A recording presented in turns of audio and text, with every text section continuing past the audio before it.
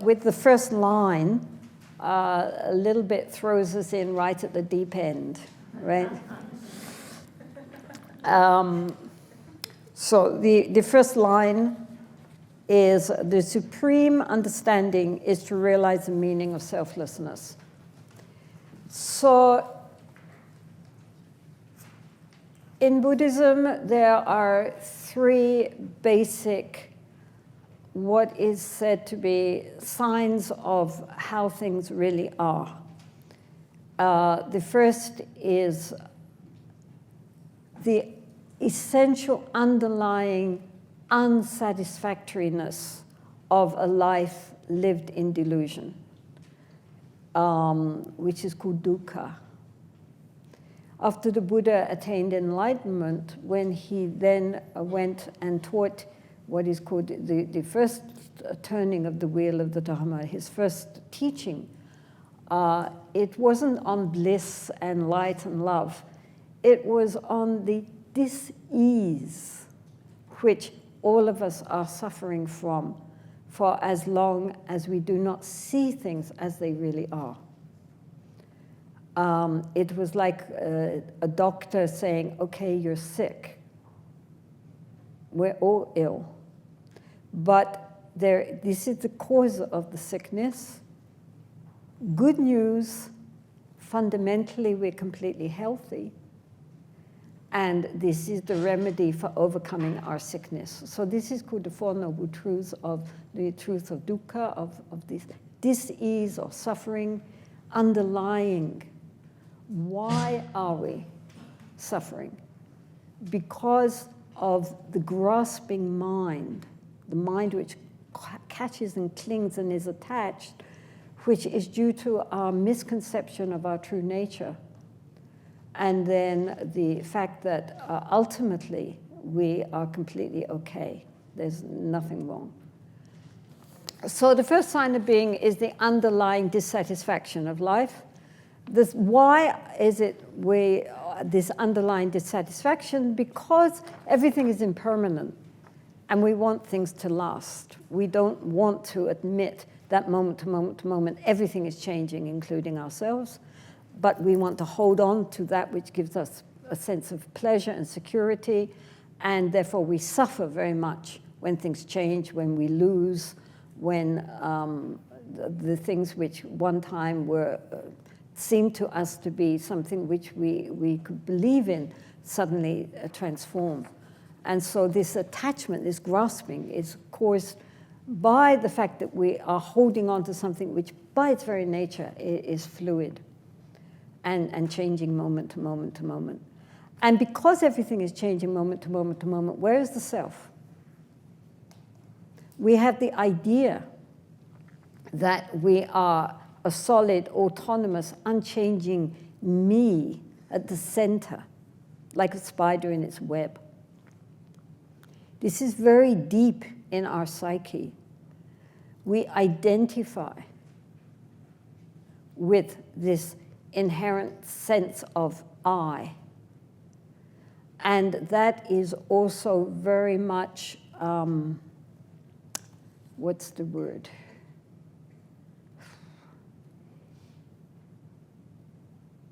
Along with this sense of I, it is clothed in all our identity with the past, with our memories, with our race, our nationality, our religion, our upbringing, our social status, our profession, our relationships with others, our gender, of course. All of this we grasp onto and think, this is me. This makes me unique and special, and this is who I really am. And this, from a Buddhist point of view, is our most fundamental delusion. We are nothing like who we imagine ourselves to be. This is like, what can I say? It's like a role we're playing in this lifetime. And if we are playing the role, we play the role the best we can. But if we identify with that role, then we're in trouble. Do you understand? I mean, this is a very, very, I'm not going into the philosophy of it, but it's a very basic principle in all Buddhist schools, that we do not have the self we think we have. And in Buddhist meditation, after we have learned how to quieten the mind and hone our ability to be attentive and to tame the mind, the monkey mind, then we use that healthy mind to look for this sense of I, which is so strong in us, like peeling the layers of an onion. Where is this I that we think is me, which makes me different from everyone else, not me? And so then we use the ability of the mind, which is now well trained, like what can I say? Not a telescope, the other thing. You know, microscope, yes. A microscope to really look into the mind with clarity and try to look for this I, which is there. Anyway, when Buddhism talks about anatman, no self, it does not, of course, mean we do not exist. Of course we exist. But we do not ultimately exist in the way that we imagine. That this identification which we have is all with things which are changing, which are impermanent, which cannot be a self because they are changing moment to moment to moment. And if we look for something static and solid and unchanging, we cannot find it. I mean, people have been looking for millennium, but it's not there. This is our fundamental delusion. And so Buddhist practice is concerned with recognizing how things really are and not the way we project it and present it to ourselves and the world, which is based on our delusion. Buddhism is always about waking up. The word Buddh is from the root to waken. So, I mean, basically what it's saying is, when we're asleep, we dream. And while we are dreaming, we believe those dreams. The body also believes that dream. The body reacts to what the dream is doing. You know, it's completely believing in the dream world. But when we wake up, we say, oh, that was just a dream. Good dream, bad dream, just a dream. And we think now we're awake. But from a spiritual point of view, this is still sleepwalking. We have to wake up from this state, which we think we're already awake. We're not awake, we're still dreaming. We don't see things how they really are. And so genuine practice is about waking up. Our inherent nature is completely okay. Our problem is only that we are identifying with all the wrong bits. We don't recognize our true fundamental nature, and that's what has to happen for us to wake up. So therefore, because this is so important, because this is a total shift in our consciousness from ego consciousness to non-ego consciousness, to a much deeper level of the deepest level of our innate nature, which is total open awareness and clarity and compassion. I mean, this is the good news. The good news is that fundamentally we are totally healthy. We are not sinners. We are not debased. We are absolutely perfect. We are Buddhas. And therefore it's called Buddha nature. But it doesn't mean my Buddha nature versus your Buddha nature versus your Buddha nature. It's just Buddha nature is all-encompassing. We think we're all little separate, like in the water, separate bubbles, but actually it's all water. So in that way, but again, if you say it like that, it sounds like, you know, we're all one. And it's not that either, you know. I mean, I think that when one meets genuinely awakened beings of any tradition, any spiritual tradition, the thing that one recognizes most about them is how completely present they are, and non-judgmental and open, and with great love streaming out of their eyes. So it's a good state, right? Don't worry.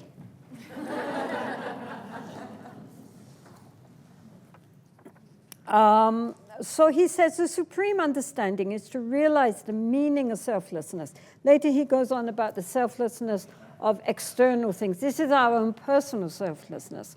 To recognize that our ego is what is causing the problem. But we cannot get rid of our ego just by saying there is no ego, right? Okay, from now on I'm going to be egoless. Who is saying I'm going to be egoless? The ego, right? The ego now wants to be egoless, so it can be an egoless ego. And so the spiritual path is about learning how to heal ourselves inwardly so that we can walk the path towards egolessness, right? The ego has to be healthy to walk towards its own dissolution. It doesn't get there just by beating it up. It doesn't get there by denial. It gets there by insight into the nature of our mind. So all Buddhist meditation is about understanding the mind and recognizing what's really going on inside us. So selflessness basically means that we are not driven by a demanding ego which is in charge, that gradually through our insight we begin to recognize how things really are and not how things are presented by our deluded thinking mind. Ultimate reality is beyond thinking mind. Our conceptual mind cannot encompass the non-conceptual. Right? I mean, obviously, because anything we say about it is just part of what our conceptual thinking. Whereas the whole nature of the mind is beyond. It's the unconditioned. So the conditioned mind cannot imagine it. Well, it can imagine it, but it loses the plot because it cannot understand something which goes beyond our ordinary thinking level of the mind. This is why in meditation, first we quieten the mind, then we begin to probe deeper and deeper into deeper levels of our consciousness till we get down to our fundamental nature of the mind. And then there's nothing to be said because it's something which goes beyond words and thought by its very nature. But at the same time, it's like waking up. Suddenly, everything has so much more clarity and understanding, and at the same time, the heart opens completely to embrace all beings, naturally. We don't have to try. He talks a lot later about this. That we can't force it to happen. It just unfolds like a flower. If we consider, like out there are so many beautiful roses, right? So you have the rose, and maybe it's even in a bud, but we need to water that rose and fertilize it and give it sunshine. Then of itself, it will unfold. We can't pull the petals apart and think we're going to get a rose. We just end up with, you know, a damaged little bud. But if we give it the nurturing of itself, it will manifest its beauty. And this is like our mind. We can't force it. But if we give it the right kind of nourishment and encouragement through our practices, then of itself, it will manifest its true nature, which has nothing to do with me. Spiritual practice is not about polishing the ego. It's not about making a bigger, better, more beautiful me, which everyone's going to be. Wow. So it's not about charisma. It's not about making ourselves into something, you know, that everyone is going to think, oh, wow, so spiritual.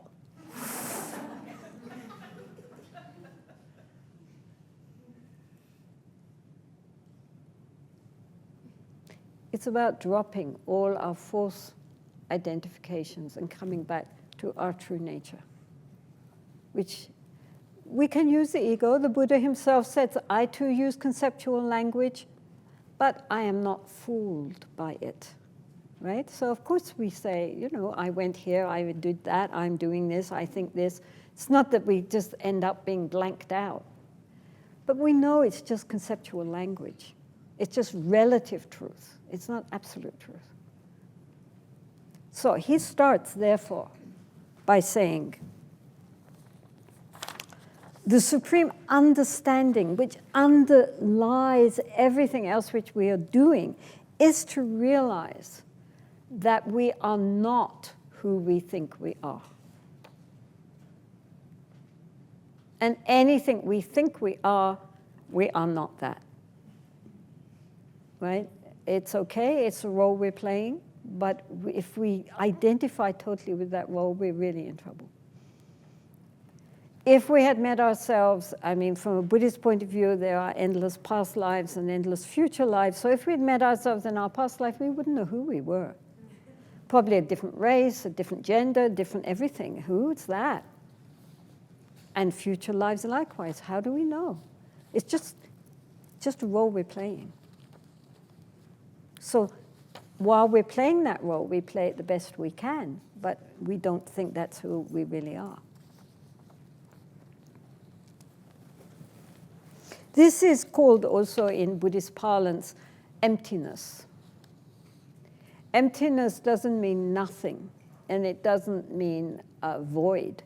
It means that open spaciousness of potential, which is not solidified, like space. Therefore, the nature of the mind is compared to space, because space is everywhere. It's all-encompassing, everything. Even the hard table is space, ultimately. Even we are space, ultimately. But we cannot see space. We cannot taste it and touch it and describe it. It's there as a fundamental constituent of our being, but we cannot grasp it. And so this is like the nature of the mind is compared to space, because likewise, we cannot grasp it. We cannot hold on to it and say, this is me, this is mine. At the same time, unlike space, the core of our being is the knowing quality of the mind. We know. The fact that you can hear me and see me is because you are aware. If you were not conscious, you would be, you know. Because we have consciousness, because we have that knowing quality of the mind, which is bright, luminous, clarity, that conjoined with the open, spacious, empty nature is our true being. But that is beyond thought of self and others. Like space, you cannot divide it. You can, you know, you have your cushions and your chairs, and you know, this is my chair. But you cannot say of air, this is my air. You cannot breathe my air, right? We are all breathing in and breathing out, sharing, because space cannot be divided. Air cannot be divided. It's everywhere, all pervading. So this is like the nature of the mind. Our nature of our mind is vast and all pervading, past, present, and future. And we make ourselves so small. This is the tragedy. This is why there is dukkha. Because we make ourselves so small and cling to that and don't recognize our true potential. So this is very sad. And it's why, you know, the Buddhas and Bodhisattvas and all realized beings feel such compassion for us all, because they see our potential and then they see what we do with it, and how much we suffer as a result, and also cause so much suffering for others. So this is why he puts it first, because it's not just that we are selfless, but that we are Buddhists.